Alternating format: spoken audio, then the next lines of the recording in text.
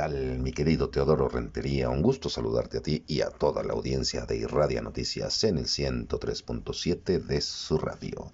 La perspectiva de hoy se titula Validar o invalidar y otros detalles.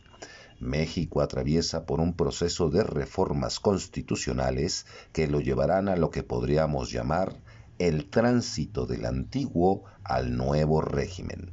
No es ninguna exageración. Tampoco se trata de un simple cambio de élites en el gobierno. Los especialistas reconocerán que son, en toda regla, reformas estructurales. Los historiadores profesionales, los científicos del estudio de la historia, así como juristas, politólogos y sociólogos, tendrán ante sí una compleja y profunda tarea, más allá de la mera recopilación y narración de los hechos ocurridos en este histórico 2024, comenzando por la explicación de la llamada reforma al Poder Judicial, que estará conectada no solamente con lo sucedido en el Pleno de la Suprema Corte del pasado martes 5 de noviembre, sino que deberá abarcar desde aquel llamado a mandar al diablo a las instituciones que hizo Andrés Manuel López Obrador en el 2006, y hasta las reformas constitucionales que faltan por aprobarse en los siguientes meses.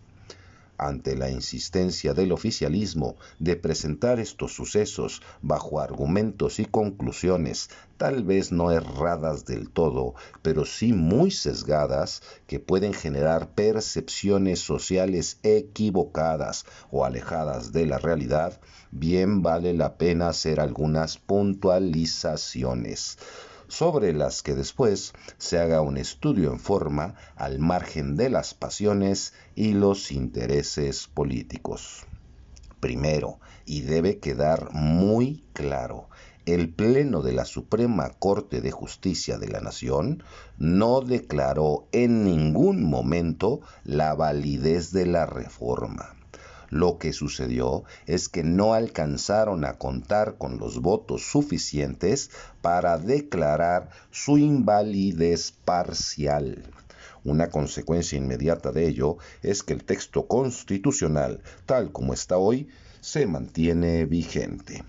Segundo, lo único que quedó aprobado es que es posible recibir a trámite las acciones de inconstitucionalidad interpuestas por los partidos políticos con registro nacional, así como declarar su legitimación, es decir, que tienen derecho a presentarlas. Sin embargo, la postura del ministro Pérez Dayán al afirmar que no cuenta con facultades para declarar la procedencia del recurso, en otras palabras, su negativa a que se pueda entrar al estudio del procedimiento legislativo y al fondo de lo controvertido, nos lleva a una contradicción. Pues, en un primer momento, dice que sí tienen derecho a presentar el recurso, pero enseguida afirma que no tienen facultades para resolver al respecto. En consecuencia, aprobar la legitimación en términos prácticos no sirve de nada. Tercero, y no menos trascendente, el voto en contra de ese ministro impidió que se entrara al estudio de fondo. No pudimos saber los argumentos jurídicos a favor o en contra de la constitucionalidad de lo aprobado por la mayoría en el gobierno. Y ese es un pendiente que quedará para mejores tiempos, quizá en tribunales internacionales, pero que tardará en llegar no sabemos cuántos años.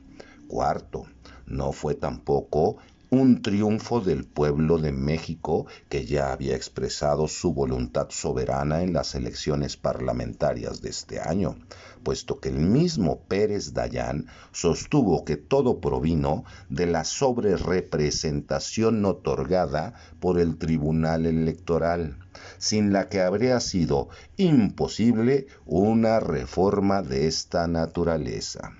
Y, quinto, También tendrá que debatirse y en su momento corregirse la versión de que el pueblo dio la mayoría calificada en ambas cámaras del Congreso al oficialismo.